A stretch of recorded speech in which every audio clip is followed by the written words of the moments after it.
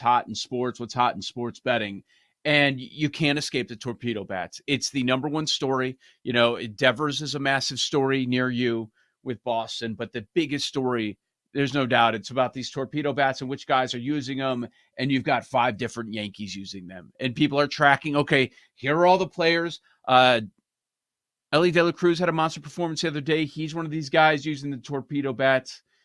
Even though they've been around, they just haven't been used. The players weren't willing to buy in and do this, and now they're seeing some success.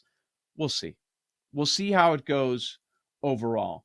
But where are we on this? As there are sports betting apps that have the torpedo columns there, and you're probably not getting as much value. I'm sure there are people doing parlays. I'm going to parlay all the torpedo bat guys to get a hit or something like, or on the total basis. Whatever. How do you approach this with the torpedo bats? Because the Yankees are getting the most love because they have the most guys in any one lineup that is using these bats.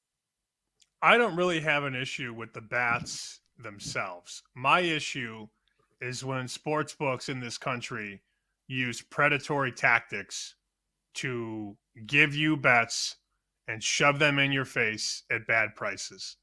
And we alluded to this in the last segment. They all do it for the most part. When they create tabs that say torpedo, or they boost guys that use the bats, and we're going to give you this guy, instead of 4-1, we're going to give you 5-1 on him to go deep.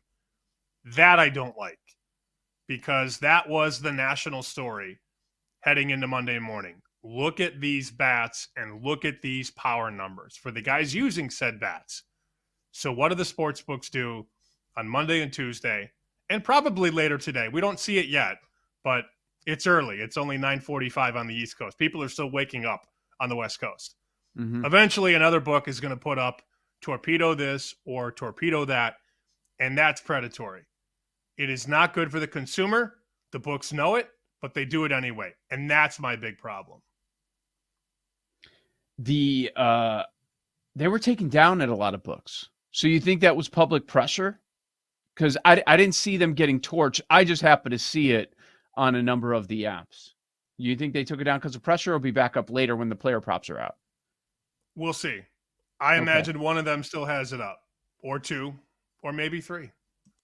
Man. Yeah, I'm looking for some of the featured stuff. I do see Cannon Paul boost. Pirates win and Paul Skeens over 7.5 Ks. Great. What's the price on that? What's the price? This book plus 225. That doesn't even feel right. Because no, it a doesn't. 2-team parlay should pay more than that.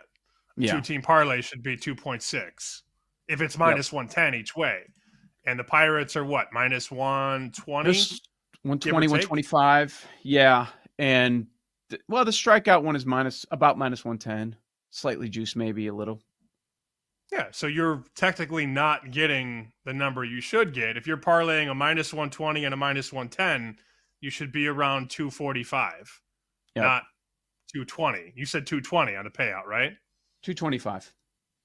Not a good deal.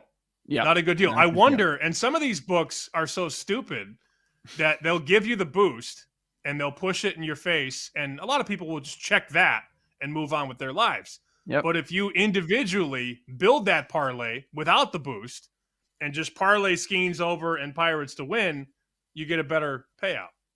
Let me try to do that. Oh, by the way, it's a max $100 bet. Of course. Your favorites. I'm going to do it. Okay, so I'm at MGM. I got Skeens and the Pirates. So let's do minus 120. Okay. And then the pitching prop on Skeens over 7.5. Jesus, 2-1. That's it? Yeah. It's not right, man. I know. It's not right.